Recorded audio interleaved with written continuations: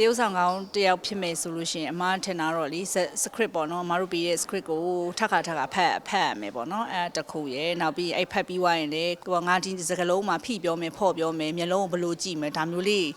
မကင်လေးနဲ့ကိုယ့်အတက်ကိုပေါ့နော်အမှတ်သားလေးနဲ့လုံးမယ်ဆိုရင်တော့ဒါတော်တော်ကြီးကိုတရုတ်ဆောင်ကောင်းဖြစ်မှာပေါ့ဒီဘက်ခေအမတီးရတဲ့လောက်ကအဲ့ဒီဘက်ကလေးတွေကနာမည်ကြီးကျင်တာအောင်မြင်ကျင်တဲ့နာမည်ကြီးကျင်တယ်အဓိကလှကျင်တာပေါ့နော်လှကျင်တယ်အဲ့လိုမျိုးဆိုတော့သူတို့ကအဓိကတော့နာမည်ကြီးကျင်တယ်ဆိုတာကစူးစမ်းမှရမှာလေအဲ့လိုမျိုးဝုန်းကနေတော့ပောက်သွားပြီမယ်လှလို့ပေါ့ငယ်ကုန်လေးနဲ့ဝုန်းကနေပောက်သွားပြီမယ်အရေးချင်းမပါဝိုင်းရင်တော့တစ်ချိန်ညရင်တော့သူတို့နာမည်ပြုတ်ကြအောင်ပါပဲအခုအမလက်ရှိရိုက်နေရတော့ရန်သူနဲ့တူတဲ့ချစ်စနီးပေါ့နော်ဆိုတဲ့ခါမှာအမကယောက်ျားလေးတွေရဲ့POV ကနေရိုက်တာပေါ့ဒီစကားကိုပေါ့နော်ယောက်ျားလေး POV site ဆိုတာအိမ်အောင်တီမဲဖို့က main ကလေးနဲ့